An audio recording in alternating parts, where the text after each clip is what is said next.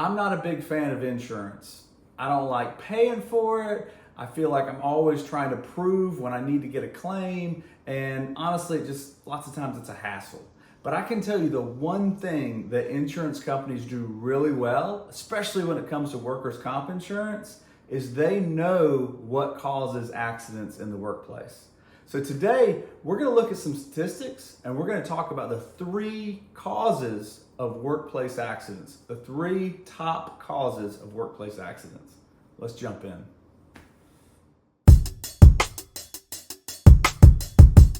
All right, so right off the bat, the number 1 cause of accidents, according to the workers' comp insurance statistics, and this was taken from the most recent statistics. I think they came out for year 2022, but and these are very, very similar year over year, but the number 1 cause is overexertion, okay? Employees overexerting, pushing, pulling, dragging, carrying. This is an ergonomic issue, how your body is moving.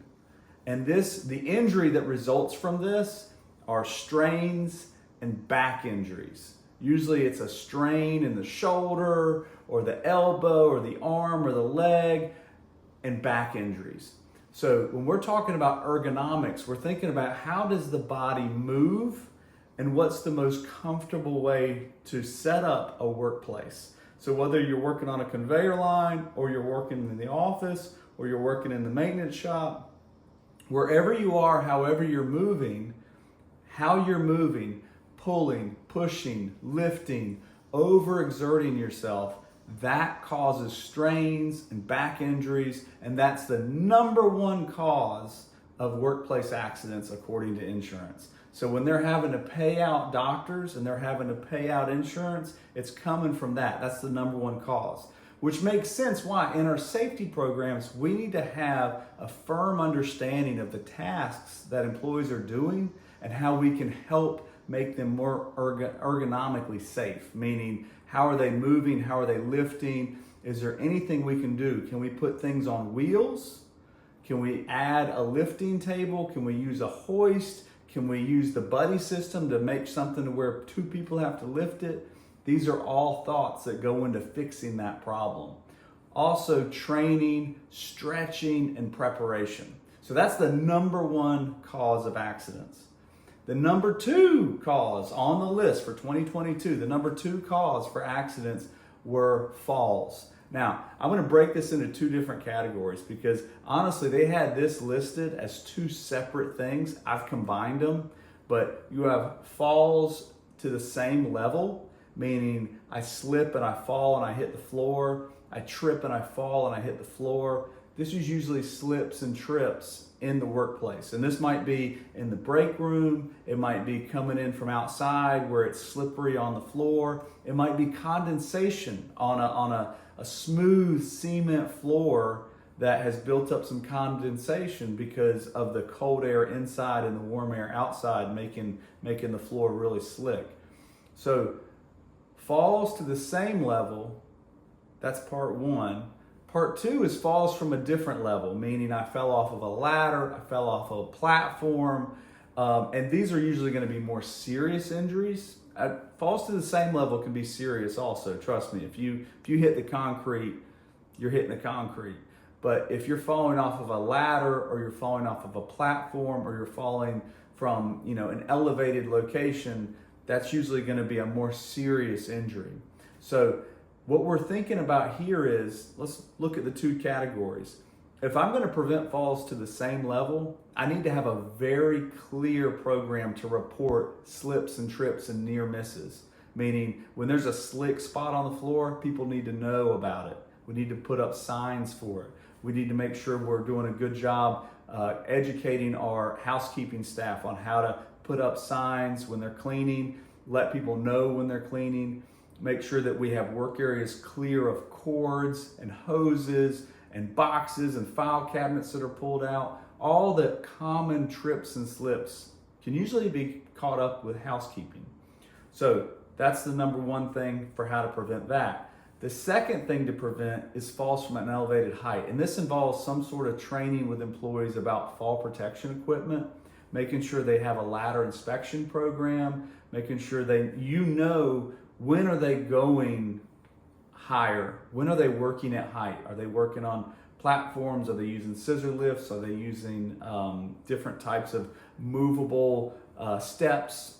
All these things are going to be involved in preventing a fall from an elevated area. So just to recap real quick, we got the number one thing being ergonomics, the number two thing being falls, and that can be broken into falls of the same level, falls from a second level, and then the third reason that people get hurt on the job, the third most common reason that people get hurt on the job is being struck by something. Now, typically this is a pallet jack or a forklift. So having pedestrians walking through a work area and then getting hit by somebody, okay? That's the third most common reason. Now, obviously we got to train our operators. Operators need to be certified. They need to be trained on how to use the equipment. They need to be trained. And in my forklift and my pallet jack training, I tell them, look, the number one thing you need to know is not how to move material from here to there. The number one thing you need to know is it's your responsibility not to hit anybody. People need to have their head on a swivel. They need to be using their horn. They need to have mirrors up. You need to have clear walkways for where pedestrians go and where the pallet jacks and the forklift traffic are, right? Do we have a setup area in the shipping warehouse? Do we have a setup area in the parking lot for how things are moving around and the flow of material so we don't have pedestrians going between material when it's traveling? So, three things, the top causes according to worker insurance: ergonomics, falls, and being hit by something. So as a safety manager, you can take this information in, think about, all right, where do I have this in my area? Go observe people while they're working. How can we make their workstations more conducive to their movements? How can we make sure that when they are walking around the area, they're not going to trip or fall? And what can we do about trips from or falls from higher levels? And then the third thing is controlling the flow of materials and movement, right? Do we have clear walkways and where people are going and where people should be walking? You know, making sure we're training operators on looking for pedestrians and honking their horns.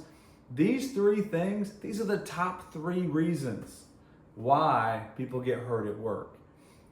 Now, I want to put a caveat in there. These might not be the most serious accidents.